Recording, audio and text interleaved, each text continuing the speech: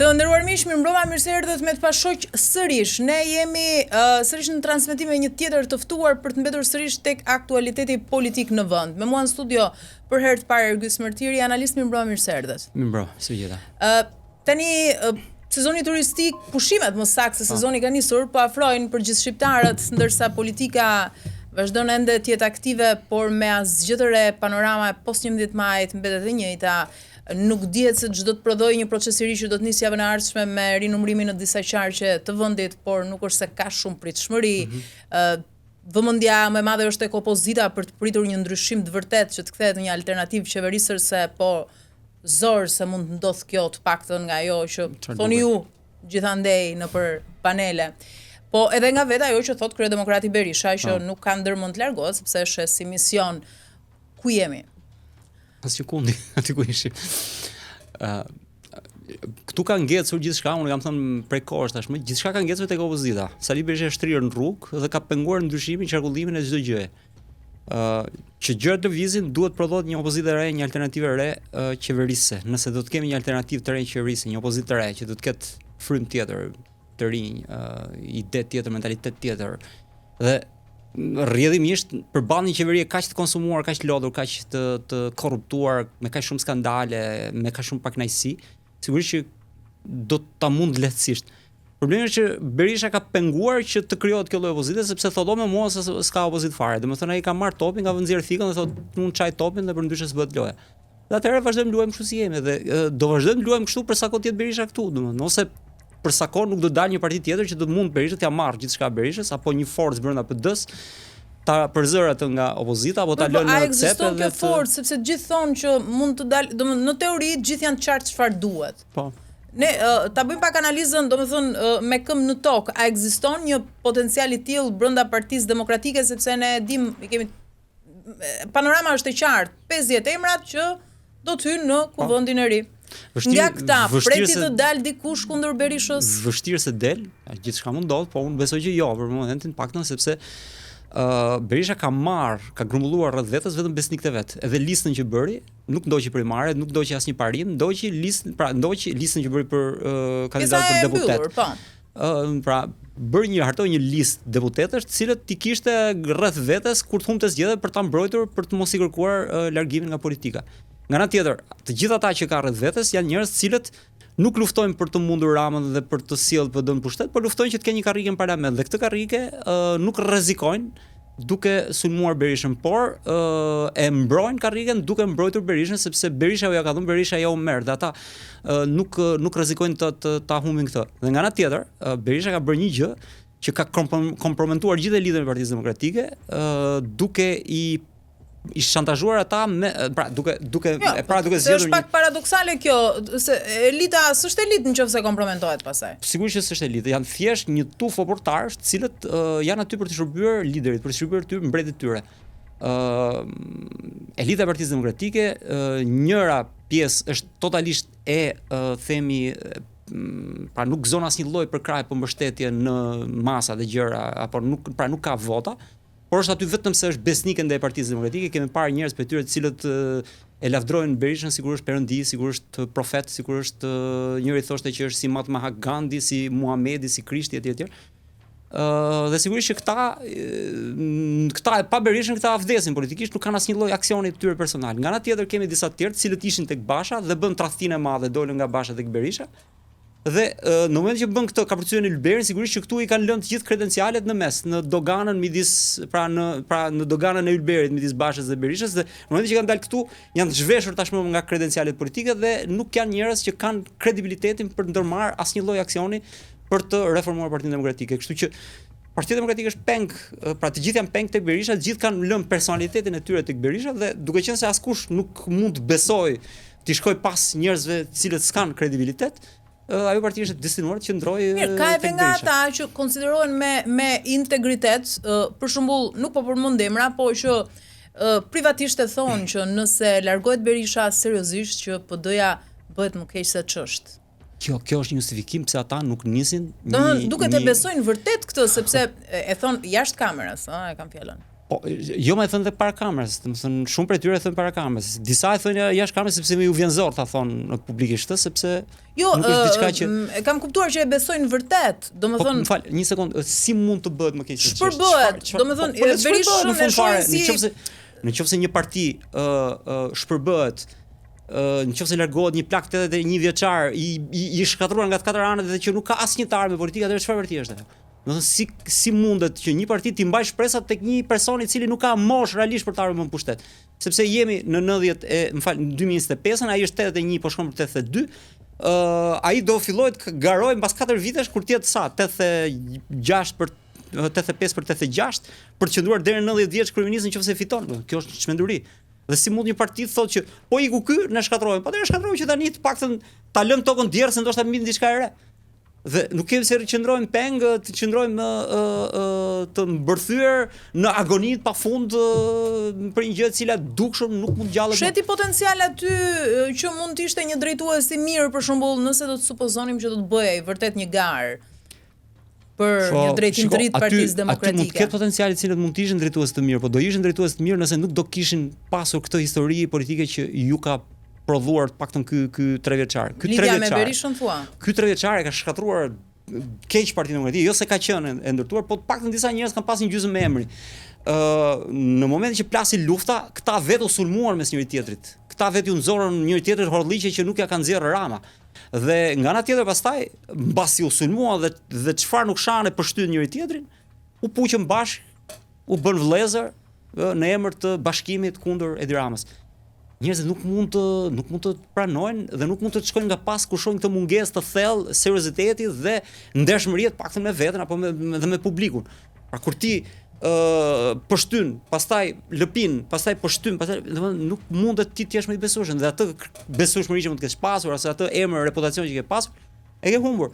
Dhe praktikisht këtë ka bërë Berisha. Berisha ju ka marr fytyrën të gjithëve atyre që ka rreth rrotull dhe ata pa fytyrë s'kan çfarë bëjnë më, janë të detyruar të qëndrojnë tek ai që ka fytyra në sirtar, domethënë, dhe prandaj kjo parti është peng i këtij personi.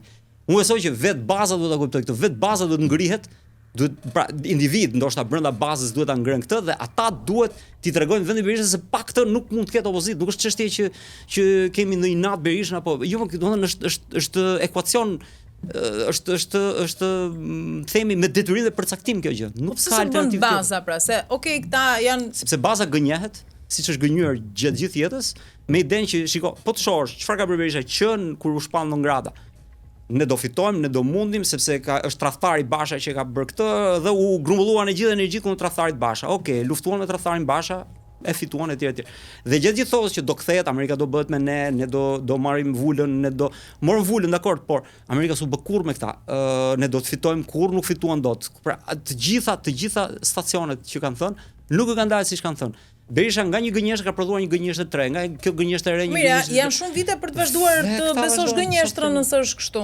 Kanë 35 vjet që besojnë këtë gënjeshtër. Berisha ka gjithë jetën që shpik nga një Pastaj, gjë. Tani më fal. Për shembull, Berisha tha, do kthehemi me revolucion. Do bëjmë protestat më madhështore që kanë njohur ndonjëherë Shqipëria. Këtë e thoshte kur filloi foltoren. E bëri foltoren, mori partinë, nisi protestat. Si ishin asnjë pesta e atyre që bënte tradhtari Basha, domethënë nuk çfarë pastaj tha që jo, nuk e bëjmë protesta, po ne do bëjmë mosbindje civile në parlament. Shkuan bëjmë mosbindje civile në parlament, çiç asgjë. Than nuk do hym zgjedhje sepse Rama i vjen zgjedhje dhe ne do hym në një qeveri tranzitore, pra domethënë do bëjmë një qeveri teknike për të shkuar zgjedhje. Nisën bën ato, hyn pastaj zgjedhjes e thënë me zgjedhjen ne do të mundim, shkon u radhën dhe zgjedhën, çfarë do, gjithë ai ka provuar dhe këta vazhdojnë besojnë që me këtë do, pastaj thanë jo po Trumpi është kthyer, jo po ka ardhur si vitaje. Të gjitha këto prapë rezultuan gënjeshtër, të gjitha rezultuan dështim, dhe ata vazhdojnë shkojnë ecin në këtë rrugë të dështimit sepse tashmë ka një gënjeshtër të re që ata e besojnë që Europa nuk do njohë zgjedhjet. Çmenduri sepse Europa këtu ka njohur çdo zgjedhje që është bërë. Europa ka njohur edhe në zgjedhjen në 96-ën që ka dashur të njohë, vetëm disa zona i tha Berishës përsëriti.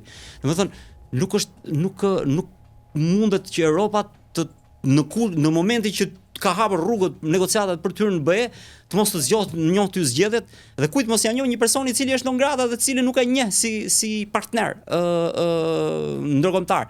Asnjë ambasador nuk e pret zotin Berishën. Pra do bëj gjithë këtë për një person i cili nuk e konsideron partner. Nuk e di kush, këta vazhdon të hanë këtë gënjeshtër, dhe çfarë them dhe në momentin që vazhdon të hanë, situata do vazhdoj kështu, sepse gënjeshtrat nuk mbarojnë, do shpikin një tjetër kur dështoj edhe kjo. Në zgjedhje, Berisha për shembull, Partia Demokratike ka marrë mbi 400.000 vota. Ky elektorat me mbi 400.000 vota nuk janë pak për këtë situatë në të cilën ndodhet PD-ja. Pse nuk e mbështesin Berishën PD-n në një revolucion kundër pushtetit? Pra, sa herë thirren protesta, mosbindje civile, ne nuk kemi parë që ti përgjigjet ky elektorat. Sepse pyetja është, atëherë pse e kanë votuar? Apo nuk janë nga ata që sakrifikojnë deri aq sa të dalin në rrugë? Këto 400 apo 500.000 vota nuk janë votat Berishës. Dhe po të shohësh, gjithë kjo ky ngërç i madh ka ardhur sepse Berisha nuk është se ka vota personale. Berisha thjesht është aty personi i cili mbledh ca njerëz dhe i vendos ata në diktat dhe krijon një lloj kompaktësie për PD-n dhe kaq dhe turma e tij militantëve besojnë tek ai si një perëndi. Por në fakt ai po të ishte kështu nuk kishte nevojë për të marrë as vulën, sepse do kishte dalë vetëm, nëse i ka votat e veta dhe do fitonte këto 400 apo 500.000 vota sa ka. Por nuk është kështu. Berisha do që të jetë në opozitë si lider i vetëm i opozitës dhe prandaj dhe sulmon partitë e tjera, prandaj ka qenë kundër partive të reja, prandaj bëri edhe një kod elektoral i cili i dha Ramës mandate plus vetëm mos shkonin mandate tek partitë e reja, sepse Berishës i duhet opozita ekskluzive.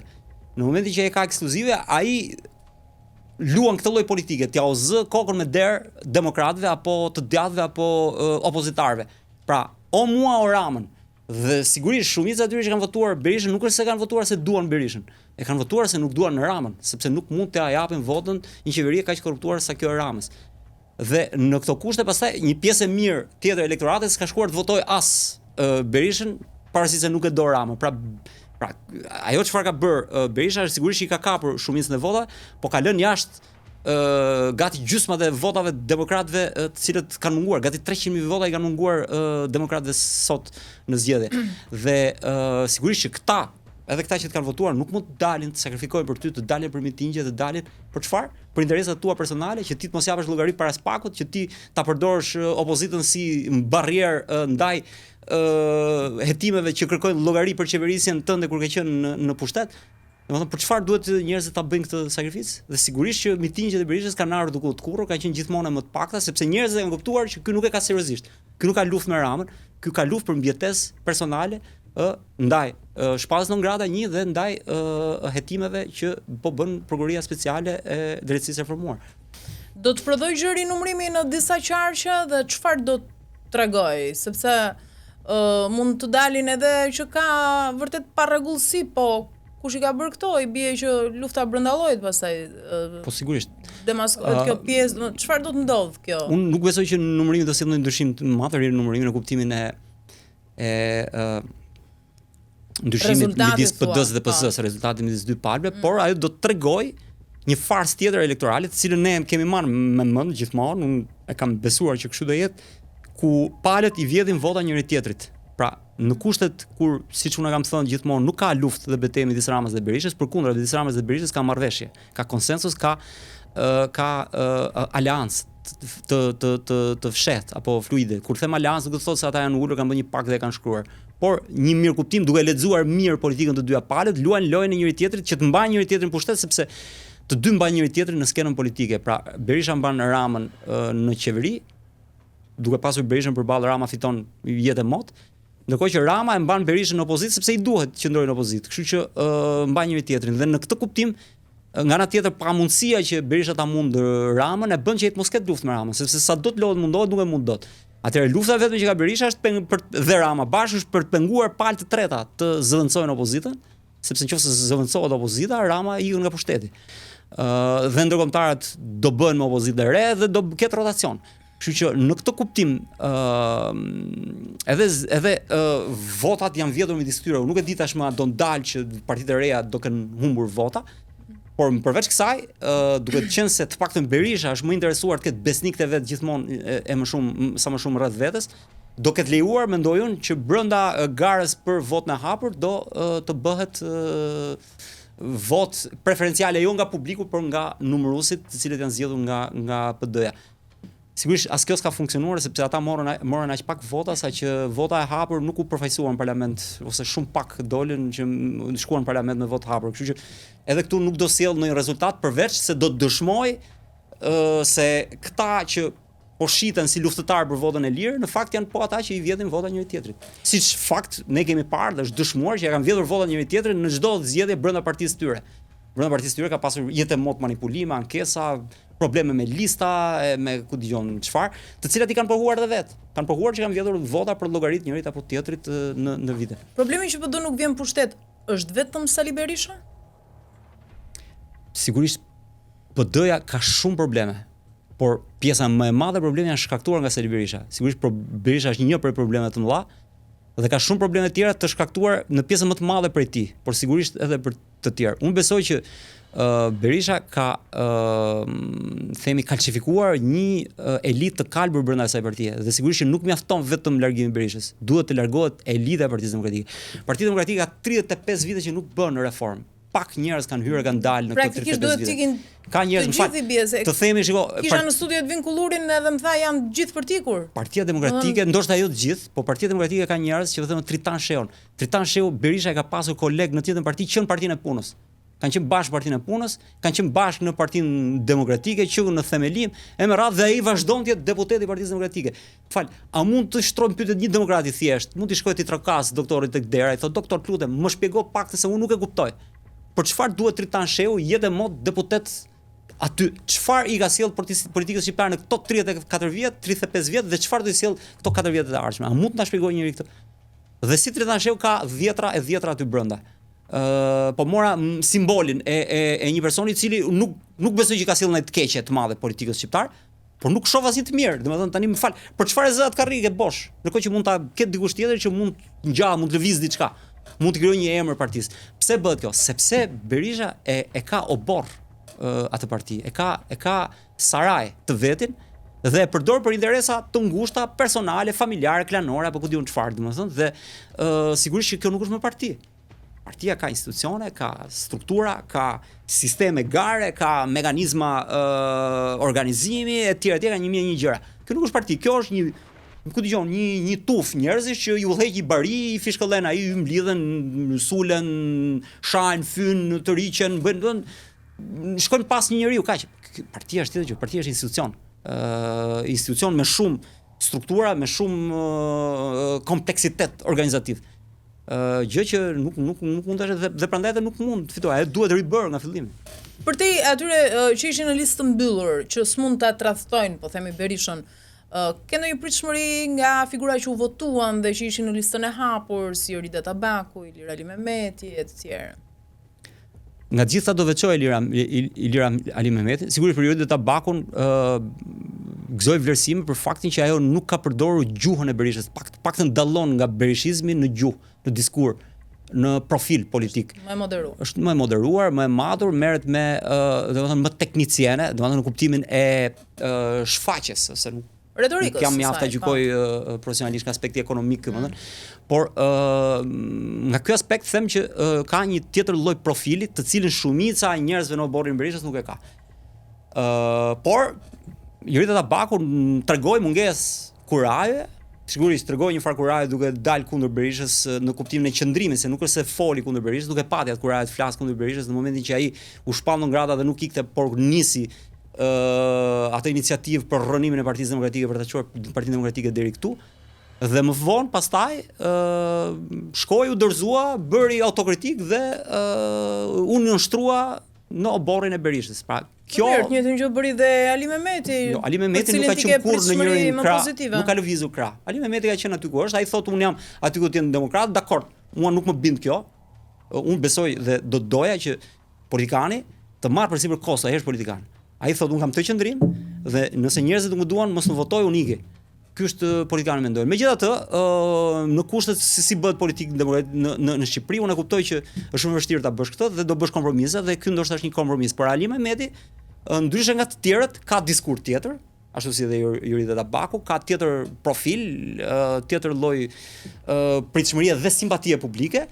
Dhe madje tashmë po tregon dhe kuraj që po del kundër vullnetit të Partisë Demokratike dhe po kërkon të drejtën e vet për të numëruar votat, gjë që sigurisht i ka shkaktuar një lloj telashi Berishës brenda kampit vet, por ai po e ndjek themi aksionin e vet politik në mënyrë të pavarur nga aksioni i liderit.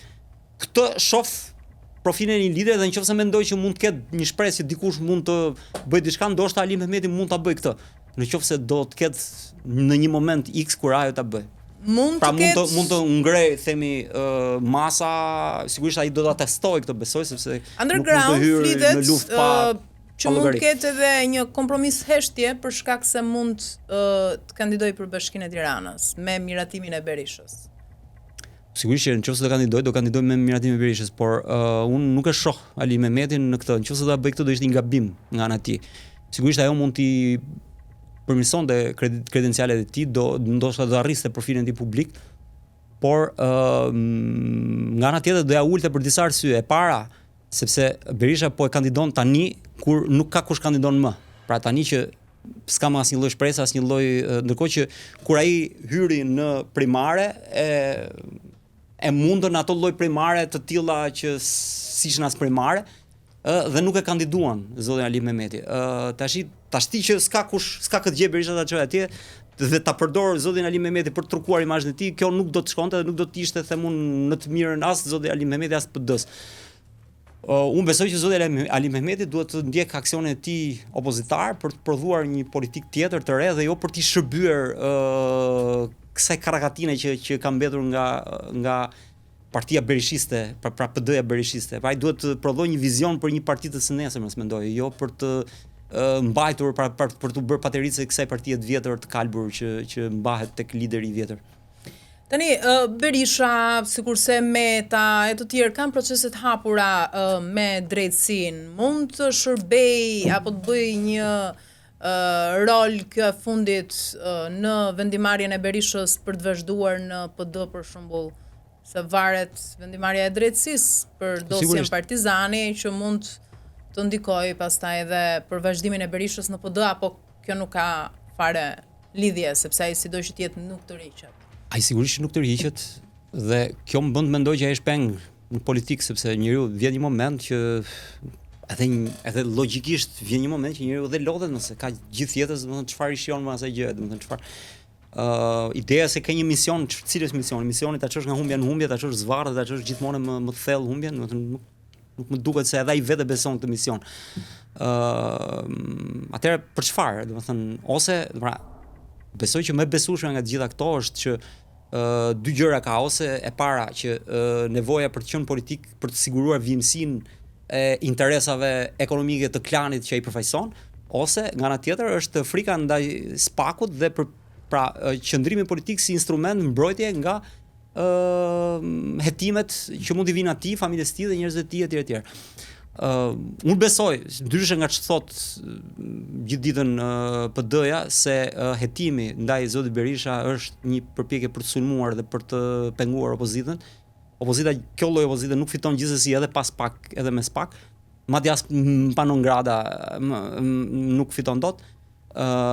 Por unë besoj që një hetim i objektiv, i drejt i zotit Berisha do ta përmirësoj PD-n, sepse dy gjëra, ose do ta nxjerr pastër, nëse ai s'ka bërë gjë, ose pastaj do ta largojë nga skena politike dhe duke i bërë të mirën më të madhe kësaj opozite, duke i larguar pengesën që ajo ka për të ardhur në pushtet. Kështu që unë hetimin e zotit Berisha e shoh si një të mirë që i bëhet opozitarizmit dhe madje u mendoj që më interesuari për ta penguar hetimin e zotit Berisha është Edi Rama. Edi Rama si duhet Berisha atje. Dhe nuk i duhet Berisha në burg, nuk i duhet Berisha as i pastruar nga akuza me një gjykim të një institucioni i cili ka kredencialet për të dhënë gjykim të drejtë dhe themi të paanshëm ose të pa varur nga qeveria. Po për 11 majin, ka të drejtë Berisha në kauzën e tij që e cilëson si farsë? Berisha sigurisht ka pjesërisht drejt dhe Berisha që sigurisht si edhe çdo kush, të gjithë aktorët politik në këtë vend kanë pasur gjithmonë pjesërisht të drejtë. Kanë përdorur gjithmonë pjesën e tyre të së drejtës për të asgjësuar ose për të çuar në vend, për të çuar përpara ideat apo interesat e tyre politike. Shfrytzuar. Sigurisht që Edi Rama është një makineri e inxhinierimit të votës. Kur themi inxhinierimit të votës, kemi parasysh blerjen e votës, intimidimin e votuesve, përdorimin e pushtetit për. Po atëherë s'mund ta gjykosh Berishën për këtë rezultat, pra. Po të gjitha këto kanë qenë historikisht. Këto kanë qenë dhe kur ka qenë Berisha, përveç sistemit, mekanizmit të blerjes të votës, cilën e shpiku LSI-ja në perfeksionin që është sot, dhe e mori pastaj Edi Rama. Po, pra, këto që i ka pasur gjithmonë Berisha, intimidimin e votuesit, përdorimin e pushtetit për vota, vendeve të punës, madje Berisha dikur i nxjerrte edhe mitingje me dhunë. Sot nuk i nxjerr Rama mitingje, ka më përdor sigurisht administratën për mitingje, por nuk nxjerr mësuesve, për shembull, siç ka pas nxjerr masivisht Berisha dikur. Por gjithsesi kjo është një pjesë e cila ka ekzistuar gjithmonë. Rama kësaj ka shtuar pjesën tjetër që nëpërmjet grupeve kriminale në terren ai blen vota. Pra kur shkojnë grupe të forta të cilët japin para në këmbim të votës, a madje ndoshta edhe kërcënojnë votues që mos dalin votime, marrin dhe karta që për të mos i luar vetë. Kjo sigurisht është pjesë e mënyrës se si inxhinierohet vota. Tani sigurisht kjo ekziston, por kjo ekziston në një masë caktuar.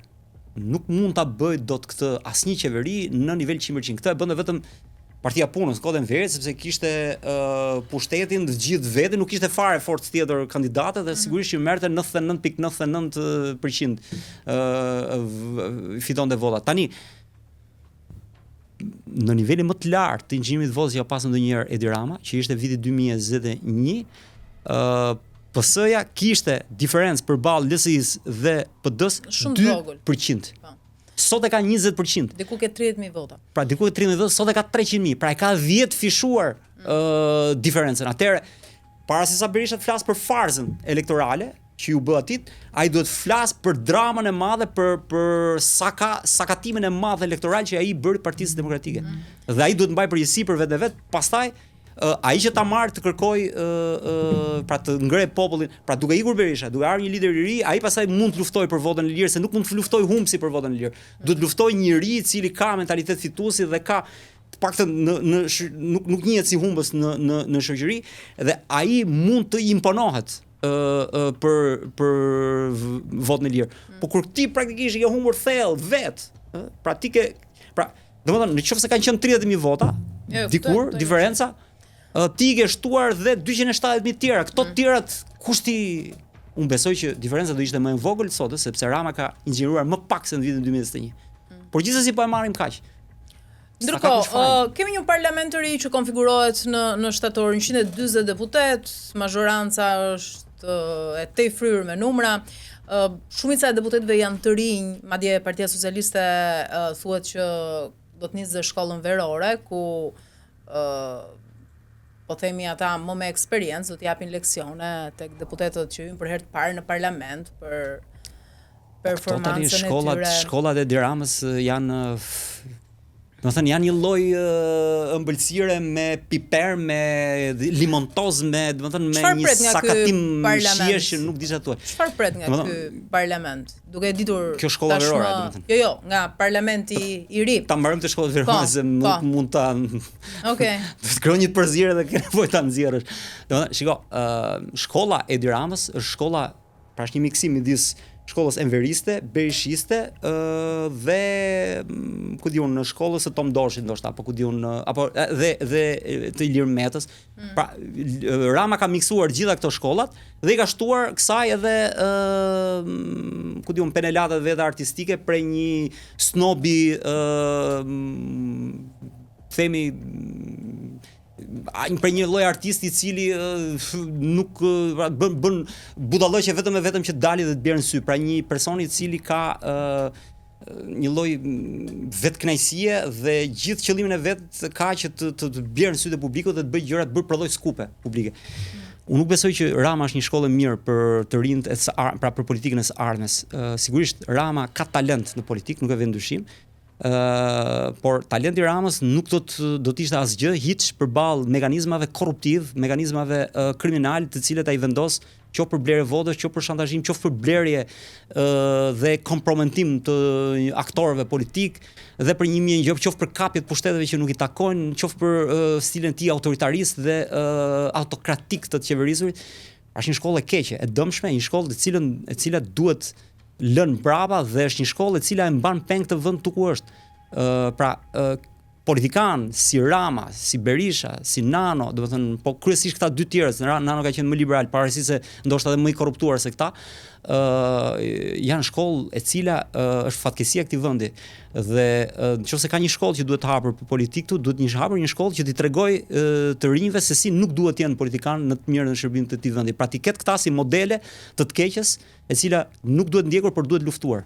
Çfarë pret nga ky parlament i ri?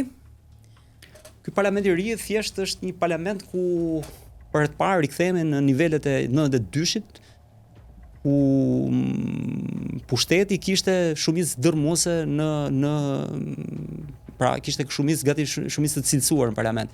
Do të një parlament ku për një mandat e ka edhe Partia Socialiste. Pikërisht pra. Një i mungon. Pikërisht pra dhe në këto kushte unë besoj që ky do jetë një parlament qesharak, do vazhdojnë bilbilat, do vazhdojnë konfliktualiteti i shtirur, konfliktualiteti fals, fasad që Berisha do të prodhojë në parlament duke bërë sikur ai po lufton egërsisht si gladiator, po ndeshet me një qeveri kriminale, me diktaturën dhe po përpiqet të çlirojë shqiptarët nga diktatori Rama, duke marrë për Ramës pas perdes koncesionet e veta, duke vazhduar këtë mirëkuptimin e heshtur midis palëve, ndërkohë që Rama do të vazhdojë të tallet me opozitën, do vazhdojë të mungojë në parlament, do vazhdojë ta karikaturojë opozitën si diçka që ka humbur busullën, që si një kënet që gugasin Bretkoca, Shapinje, në gjithë retorikën e vet. Dhe shqiptarët do ngelin peng i kësaj lloj kësaj lloj orkestre të çintonjuar, kësaj lloj kakofonie pas një lloj bereqeti, pas një lloj përmirësimi. Vetmja gjë që mendoj që mund të sjell diçka në të ardhmen është fakti që BE-ja ka paktën një plan për integrimin dhe ajo ndoshta do të bëjë rolin e opozitës duke kushtëzuar qeverinë të bëjë reformat që ajo dëshiron si kusht për procesin e integrimit. Një kjo dhe dyta, spaku, nëse ai do të ketë vimësi dhe nëse nuk do të shkatërrohet nga Rama dhe Berisha, por unë besoj që do të mbrohen nga ndërkombëtarët, dhe nëse ai do të vazhdojë në këtë rrugë duke vazhduar të sjell alarm dhe frikë në kampin e qeverisës, këto do jenë dy të mirat e vetme të cilat mund ngjallin dhe shpresë se diçka e re mund të lindë në të ardhmen. Ndryshe nga partnerët në Bruksel, shumë të dhëna flasin që kryeministri Edi Rama dhe administrata Trump nuk janë në ditët e tyre më të mira të marrëdhënies së tyre. Çfarë do të thotë kjo? Çfarë mund të prodhoj? Mendoj që Trump dhe Rama janë të dy oportunistë dhe nëse Trumpi do ketë interesa X apo Y në rajon apo këtu dhe do i duhet Rama për të mbyllur në një vrim, sigurisht që nuk do të hezitojë ta ketë rreth vetes. Për ndryshe pastaj besoj që Trump është aq i interesuar për politikën ndërkombëtare kur flitet ka një interes të tmerrshëm dhe të pa kuptueshëm ndaj Rusisë, lërë më pastaj ndaj Shqipërisë.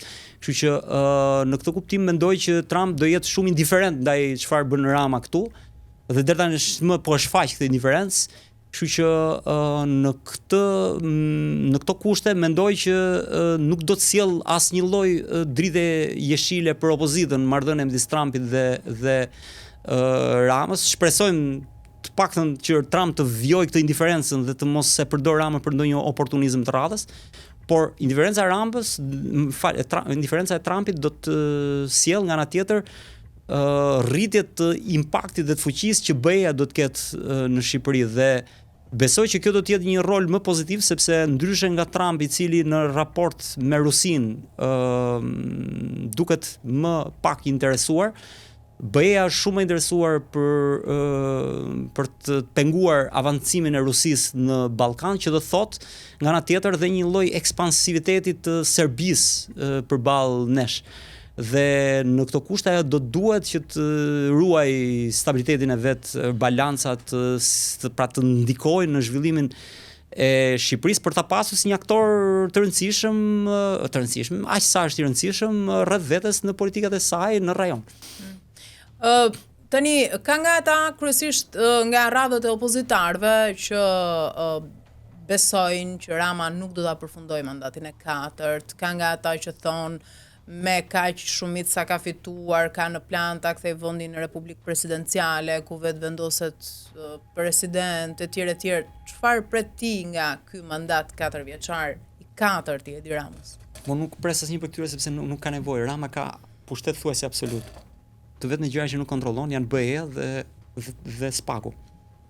Kështu që në këto kushte unë nuk ka pushtet absolut, ndërkohë atje s'ka as opozitë përballë. Domethënë, kështu që në këto kushte nuk ka pse Rama të bëj këto kapërcime, këto akrobacira, të kalojë një pushtet tillë, se këtu duket sikur presim që Rama do ndryshojë. Çfarë do ndryshojë kur çfarë do e bën? Vetë barriera janë jo nga opozita, jo nga sistemi, por nga jashtë, domethënë nga BE.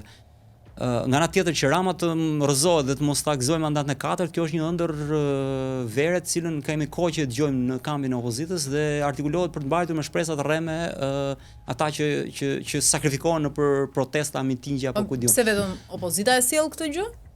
Si e nxjerr? Mund të ketë shumë rrethana. Që ta sjellë rënë Ramës, patjetër që mund të ketë. Shiko. Problemi është që opozita i ka humbur shanset kur Berisha u shpall non grata,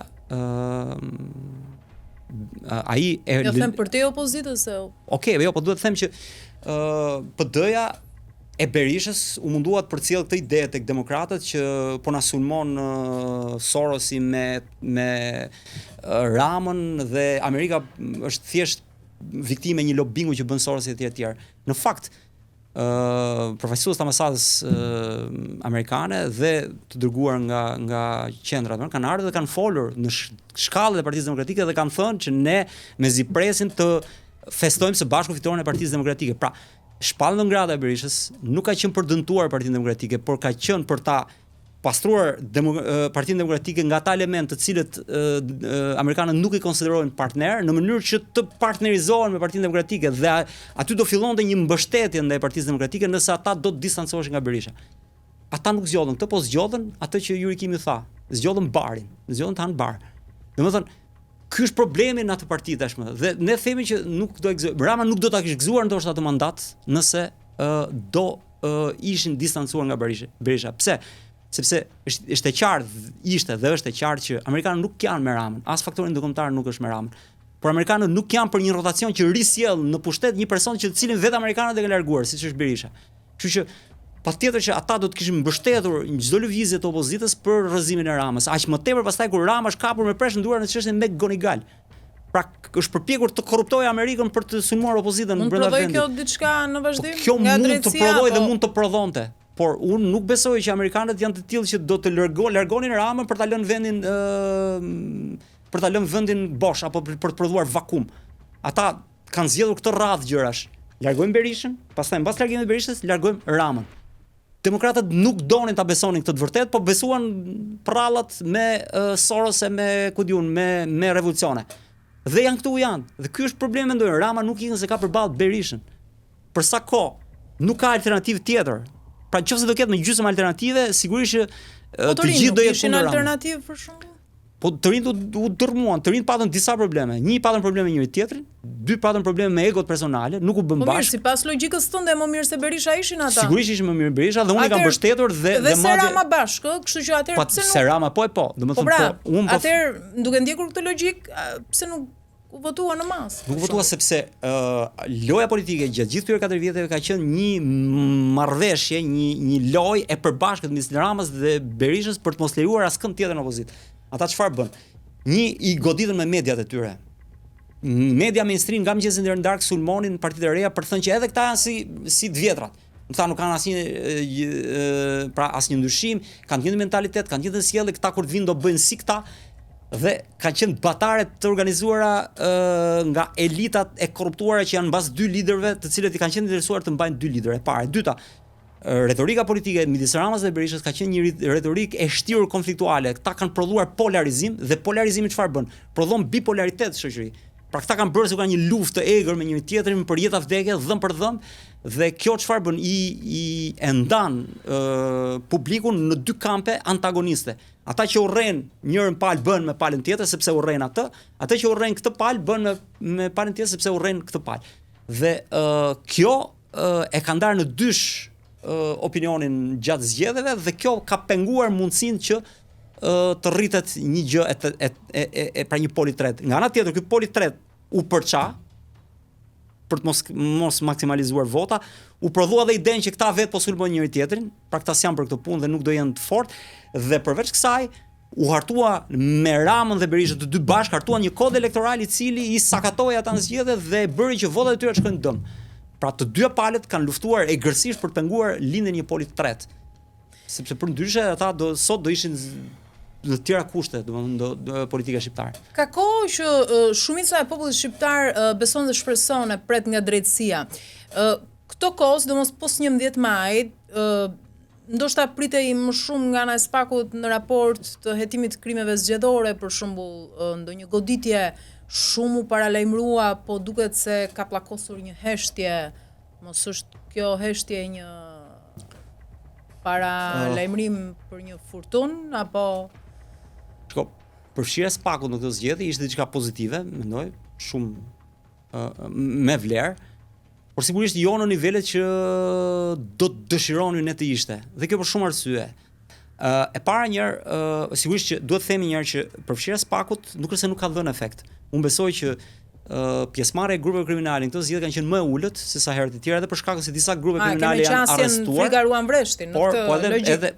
Edhe disa u arrestuan, po edhe disa të tjerë patën kujdes sepse ishin në vëmendje të një prokurie e cila nuk është si të tjerat që nuk të arreston, pra nuk ka dhënë prova që ka çuar grupe kriminale, madje edhe politikanë të lartë në burg.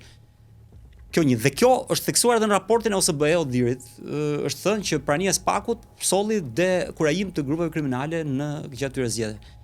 E para, e dyta, që SPAK-ut ishte i suksesshëm do duhej, pra pjesa tashmë ku nuk u arrit ai sukses aq i pritshëm, sepse duhet themi tashmë që sigurisht që SPAK-u nga ana tjetër ka nisur një sër hetimesh, do presim të shohim se çfarë do të nxjerrin ato hetime, sepse janë disa çështje, janë rreth 40 çështje mos gaboj, të cilat ai ka hapur, ka shkuar, ka sekuestruar telefona, ka kapur materiale etj, dhe janë çështje në hetim.